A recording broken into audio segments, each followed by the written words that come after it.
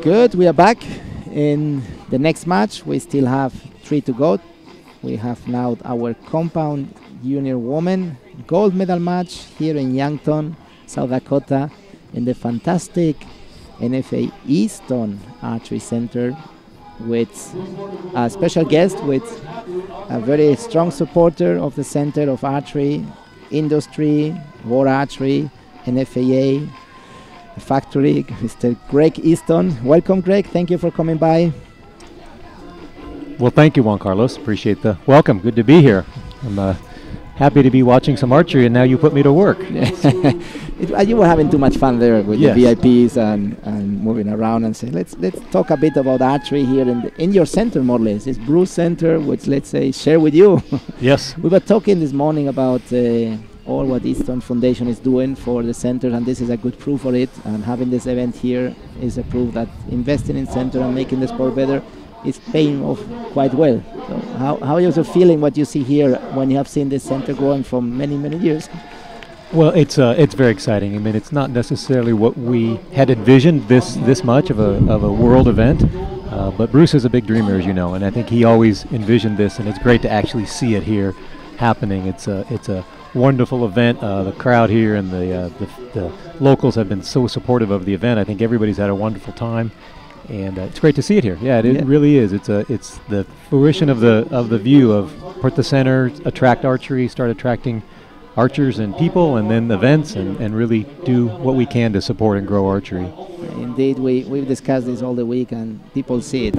We go to the final, to the gold medal match. We have 2 Danish archers. We mentioned before how strong they are. We have Sarah Holst against Tanja Jensen. Tanja already was here before, the mixed team. Sarah is the first time she's coming. It's going to be a match between 2 Danish archers getting ready for this gold medal match, but also for the World Championship, what's happening very soon in Copenhagen. Start with an 8. Sonnischen. Solid 10, and the wind's picking up a little bit, so I don't know if it's going to start impacting them or not, but hopefully, because we are getting hot here. Archers might disagree, but yes, you're right. We can see the wind coming a little bit from the back of the archers. And it's getting hot as well here in Yankton. Good, solid shot.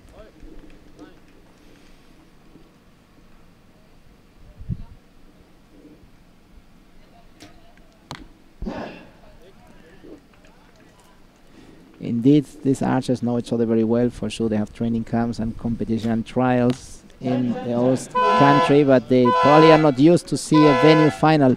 You, Greg, organize our World Cup for 3 years, our Youth World Championship in Ogden. You know what is being organizer of an event like this, dealing with kids from 15 to 20 years old. So now you're on the other side, seeing Bruce going through all this. How you feel it different for what you were doing when you organized it? That's a good question. You know, first time we did it for the youth was 2009, so a number of years ago now. And yeah, I think well, obviously the competition, I believe, has come up. The quality of the archers. I mean, each year they seem to get better from all the different countries. Bruce has 51 countries made it here, and that's I think a record too, from a standpoint of how many we had in Ogden. But yeah, it's an exciting event. You know, everything's different with the venue where they lay out and that sort of thing, but I think Bruce did a better job. He really focused on what he called the customer service, looking at the archers as the customers, and he did a good job of welcoming them. It's interesting you say did a better job, but I know you have been advising a lot. All your team have been giving him tips what you will have done different, or what he has to be careful to consider, because NFAA is a different federation and has different way to do events as World Archery, and you have done our events in World Archery, and I know there's a lot of transfer of knowledge that's happened there. Yeah, I think that's probably one of the key points. Some of the staff here are staff that we had in Ogden for the four years of the events we did there, so they brought some of that knowledge. And really, we've got in Salt Lake a World Cup coming up in 2017. And when I sit watching this event and talking to Bob Romero and some of the other people from the foundation, I say, you know, what should we do and what do you think about that? And we also try to learn when we're here. So try to keep doing things better and just making a more exciting event for everybody. That's good because it's making the events better and it's making our sport better. When organizers share information, share knowledge, and try to tell you this we thought was like that, but in fact was not. Now you have time to do it right from the beginning. And of course also share what was working well and try to keep this. Back in the match, we have the first and going.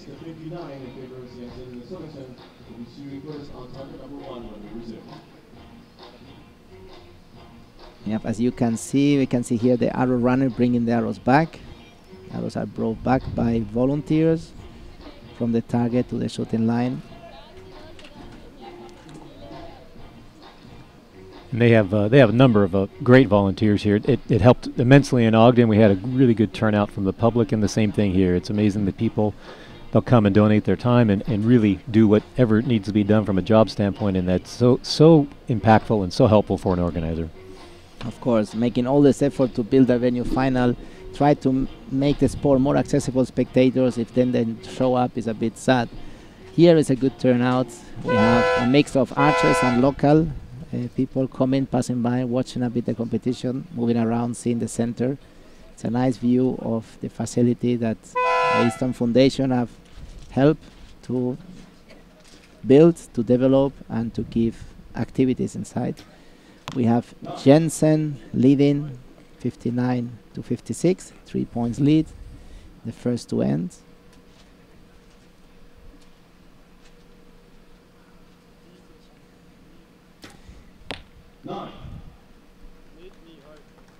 It's a lot of silence while the archers are shooting and people are expecting, let's see what is happening here.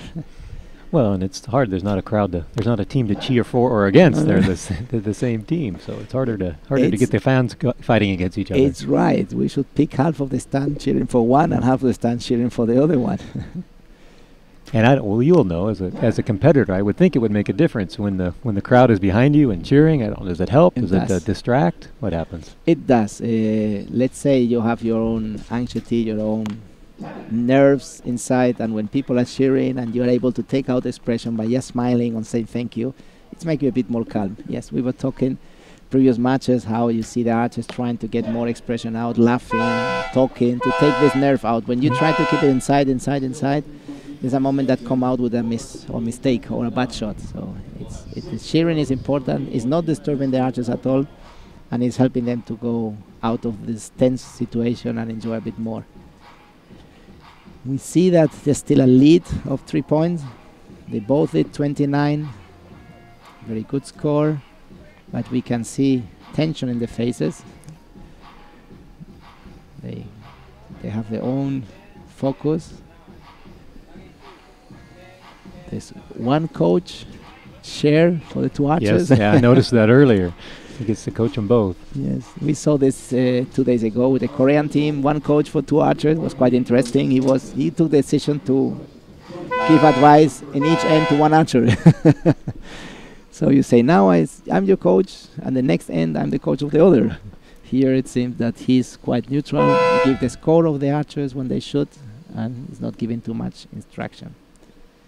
Of course, all this is personal. Some archers like that the coach talk very much, and some archers don't want to have too much talking, and they're in their own business.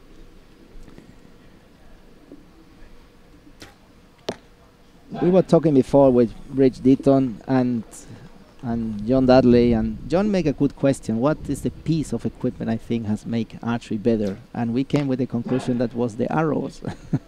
Arrows has improved our sport dramatically. When the X10 came with the AC in the moment, all this arrow that was developed by Easton, by your company. And I know that all your team is trying to come with something better, and it's very difficult to get better. It's more or less impossible. It was so well done at the beginning. So how you feel this industry of arrows going every year, beating, the selling, getting more and more, the industry is growing. How much do you think this has to do with what is happening actually, the development, and how much are we growing? Yeah, I think the sport is growing. I mean, we see here domestically in the United States, and our international customers are up again kind of year after year, and so there is definitely growth in the industry, we believe, around the world. A lot of it's for different functions that are going on here in the U.S. where they're exposing more people and just the overall interest, kind of the public interest in archery. So yeah, it's exciting, and we enjoy the supporting that growth, but then also keep looking for how do we do something better. I challenge my I challenge my team. I said, the X10 is a fantastic arrow, but was it the best? It's I think more than 15 years ago now. It's a lot. Yes. It's 1995 it was developed. 1996 it was the first presented right. for was an arrow designed to not struggle so much with wind. Stone Mountain, where was the venue for Atlanta Olympic Games, the archery venue, was famous because it was a radical wind. Was no way to predict it. So Easton decided to make an arrow that no matter what wind comes and where it comes is affecting less. So it's thinner and heavier. Mm-hmm.